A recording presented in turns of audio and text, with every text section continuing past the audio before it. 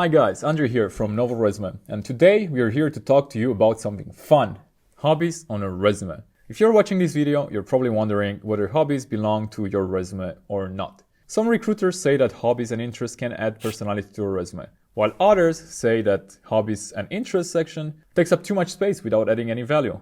So which one is it? Well, we are here to answer that question once and for all. Let's get started.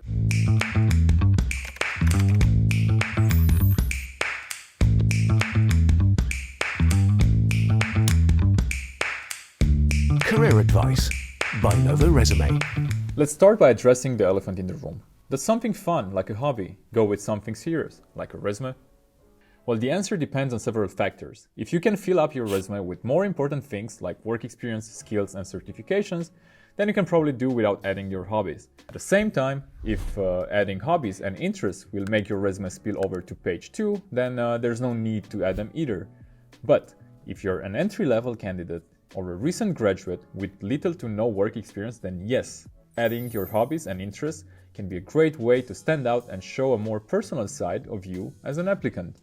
So to recap, it's a great idea to include hobbies and interest sections in these specific cases.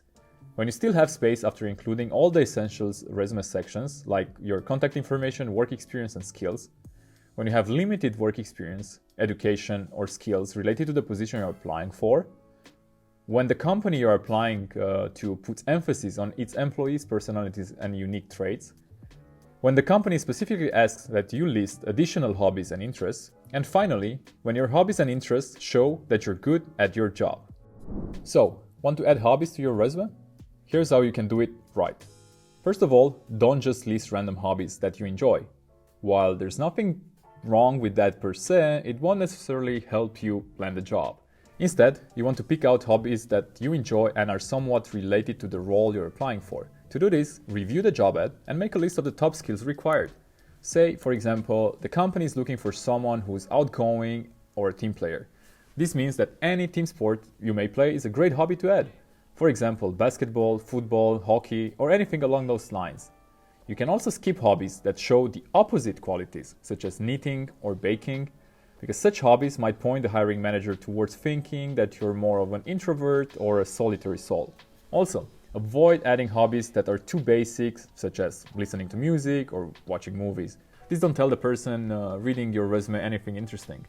Now, if you didn't like music or movies, then that would be something worth putting on your resume.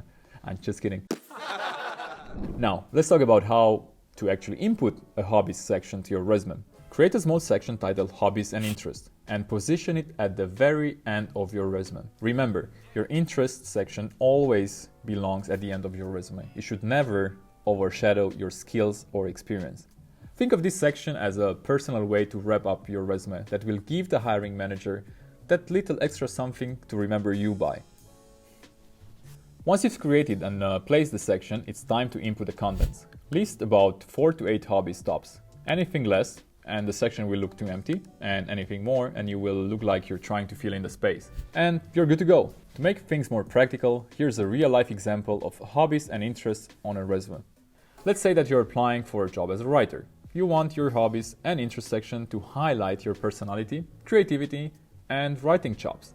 So, you should include hobbies such as creative writing, Dungeons and Dragons, and reading fiction and non-fiction. Creative writing is a no-brainer. If you write in your free time, chances are you're great at your job as a writer too. Dungeons and Dragons, it's a role-playing game and as such involves a ton of creativity, which is a great skill for a writer. Dungeons and Dragons! Finally, reading, while common hobby, shows that you are passionate about good writing and are more likely to be good at your job. Makes sense, right? Now, let's wrap up with some great hobbies you can list on your resume. If you're applying for a job that requires teamwork and collaboration, you can list sport-related hobbies such as basketball, football, volleyball, and others. Not to mention, sports need some amount of discipline and determination. They look great on applications where the role requires you to be self-driven and reliable. Then we have more creative and analytical hobbies. If you're applying for a job in advertising, marketing, content creation, and others, you should consider adding these hobbies to your resume. Chess, playing a musical instrument, reading, and others. Next up, we have more social hobbies and interests. These show you're comfortable communicating with people, you're good at time management, and you master public speaking. Being good at interacting with people is an excellent skill for any position. Some examples include board games, networking events, volunteering at a charity center, and others. And finally, we have some unique hobbies and interests that will definitely make your resume stand out. Adding a unique hobby like that can help make you more memorable to a hiring manager without going all the way into the territory of being weird, like taxidermy or stone skipping. Some of them are archery, gardening, stand-up comedy, and others. And that concludes today's video. Hopefully you feel more confident about whether or not you should list hobbies on your resume. Make sure you subscribe to our YouTube channel for more great advice on building your career, and if you'd like more content, follow the link to our career blog in the description. Thanks for watching.